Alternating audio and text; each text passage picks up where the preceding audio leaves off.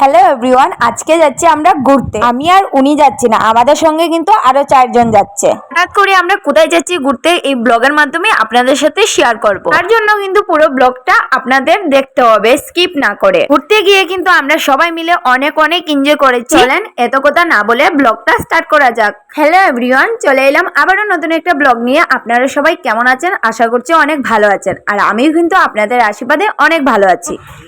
High, বহুত দিন পরে তোমার লগে কথা হইল।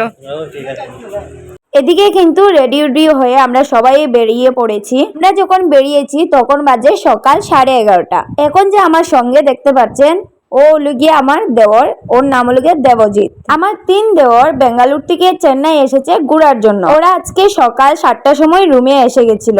তারা যখন রুমে এসেছিল তখন আমি ব্লগটা করিনি, কারণ একটু ব্যস্ত ছিলাম রান্না বাড়া করতে, কারণ টাইমের ভিতরে না বেরোলে কিন্তু ঘোরা যাবে না। তো যাই হোক, এদিকে কিন্তু সবাই খাওয়া দাওয়া করেই বেরিয়েছে। ফাইনালি আমাদের গাড়ি চলে এসেছে। এখন আমরা সবাই এক এক করে উঠে পড়ছি।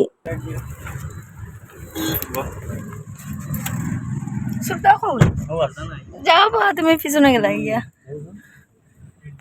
সত্যি এইভাবে যে সবার সঙ্গে ঘুরতে যেতে পারবো আমি কিন্তু কখনোই ভাবিনি। অনেকটাই ভালো লাগছে। তো সবাই সবাই সিটে বসে গেছে, এখন কিন্তু গাড়িটা ছেড়ে দেবে। আপনারা শুধু লাস্ট অব্দি দেখতে থাকেন, সত্যি বলছি অনেকটাই ভালো লাগবে, কারণ যারা আসতে পারছো না তারা আমার ব্লগটা দেখেই আপনারা একটু এনজয় করে নেবেন।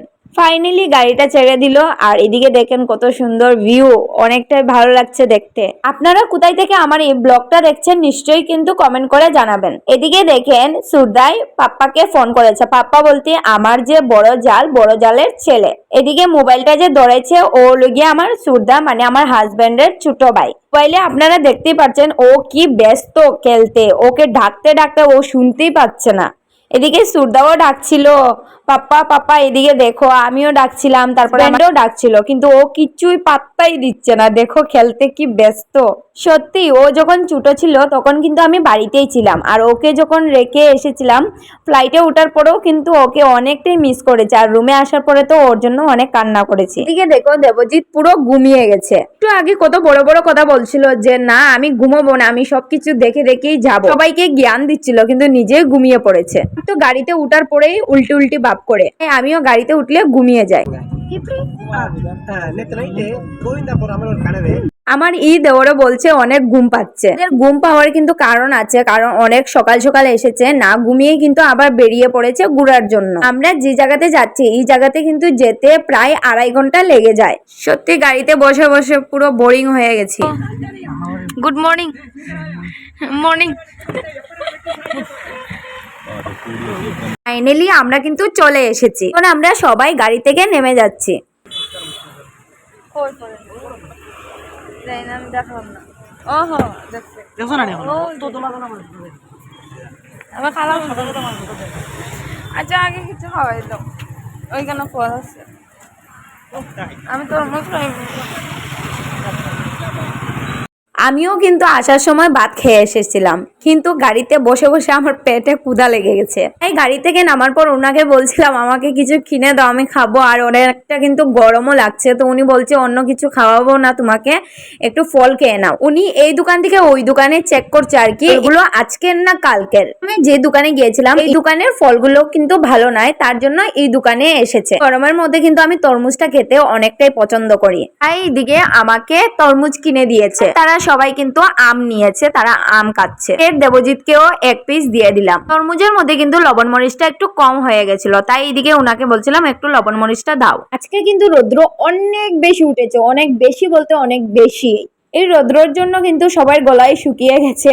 তো এদিকে আম খাওয়ার পর সবাই বলছে চলো ডাব খাই। এদিকে দেখেন আমরা সবাই কিন্তু রাস্তার এই পাশে চলে এসেছি ডাব খাওয়ার জন্য। সুরদা এদিকে আম খেতে ব্যস্ত। দেখেন ওদের সবাই খাওয়া দেখে আমিও কিন্তু 1 পিস নিয়েছিলাম। 1 পিস যখন একটু কামড় দিয়েছি এত চুকা, অনেক চুকা ছিল। তারপর এদিকে ডাব আম তরমুজ সবকিছু খেয়ে আমরা এখন হেঁটে হেঁটে যাচ্ছি সমুদ্রের পাড়ে। আর এই যে সাইডে যে দেখতে পাচ্ছেন পাথরের মধ্যে মূর্তি আঁকা, ওইটা কিন্তু পার্ক। এটার ভিতরে কিন্তু আমরা একটু পরেই যাব, আপনাদের সাথে কিন্তু পুরোটাই শেয়ার করব। এটার ভিতরে অনেক বড় বড় পাথর, কিন্তু এখন পুরোটাই আসতে পারছি না, কারণ আমরা আগে সমুদ্র পাড়ে ঘুরে আসি, তারপরে আমরা পার্কের ভেতরে ঢুকবো, কারণ এভাবে ঢোকা যায় না, টিকিট নিতে হয়।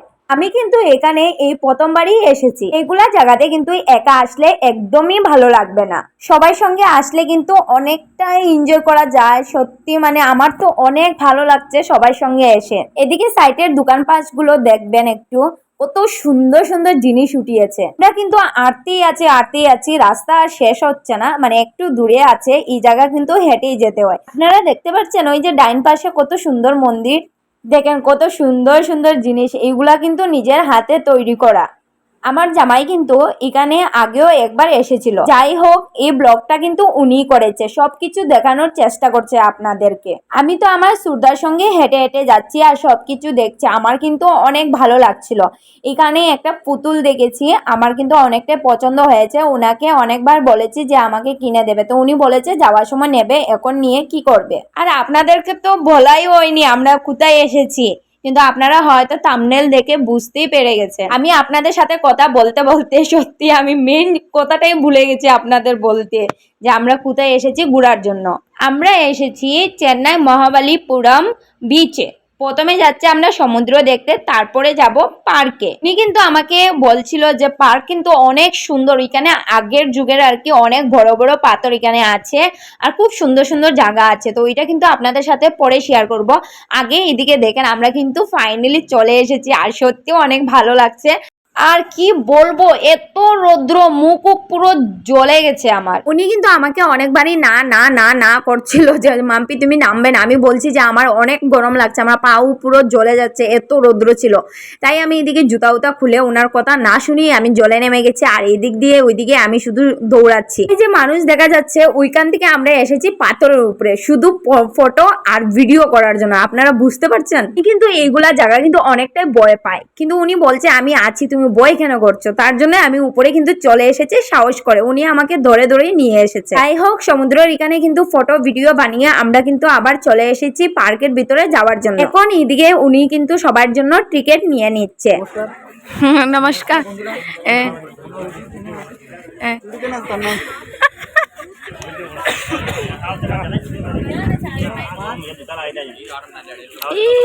বাবু লাগে ওরা কিন্তু সবাই টিকিট নিয়ে নিয়েছে, এখন আমরা গেটের সামনেই দাঁড়িয়ে আছি, একটু পরেই আমরা ভিতরে চলে যাব।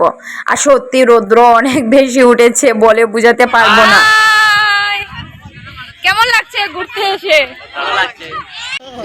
দেখিছেন দেখিছেন ফটো দেখাও।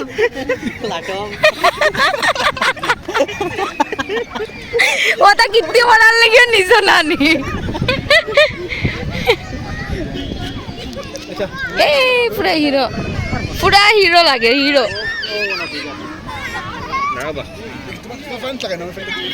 আমরা কিন্তু ভিতরে চলে এসেছি, আর আপনারা কিন্তু দেখতে পেলে একটু আগে আমরা সবাই মিলে কত হাসি ফুর্তি করছিলাম, অনেকটাই এনজয় করছিলাম সত্যি। আর একটু সময় বসেছিলাম, কারণ এত রৌদ্র উঠেছে, তাই সবাই বলছিল যে একটু রেস্ট করি, তারপরে আবার উঠবো, উঠে চারিদিকটা ঘুরবো। এমনি কালো, আরো এই রৌদ্রর মধ্যে আরো কালো হয়ে গেছে সত্যি। আর এদিকে সুরদা ভিডিও ফটো করছে।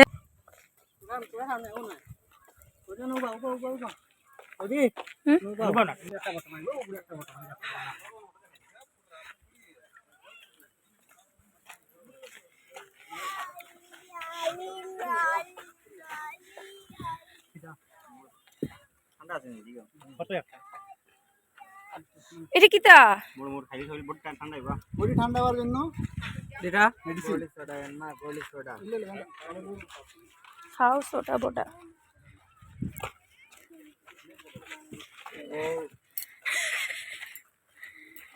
কিন্তু ঘোরা কমপ্লিট আমাদের, আর লাস্টে কিন্তু আমি আবার বড়ই নিয়ে নিয়েছি খাওয়ার জন্য, কারণ আমাদের ওইখানে আর কি আমরা যেখানে থাকি ওইখানে মার্কেটে পাওয়া যায় না বড়ই।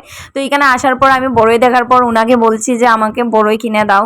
আজকে কিন্তু অনেক অনেক এনজয় করেছি। আপনাদের কেমন লেগেছে আমার এই ব্লগটা কিন্তু নিশ্চয়ই কমেন্ট করে বলবেন, ভুলবেন না। দেখা হবে নতুন কোনো ব্লগ নিয়ে। আজকের জন্য সবাইকে বাই, টাটা।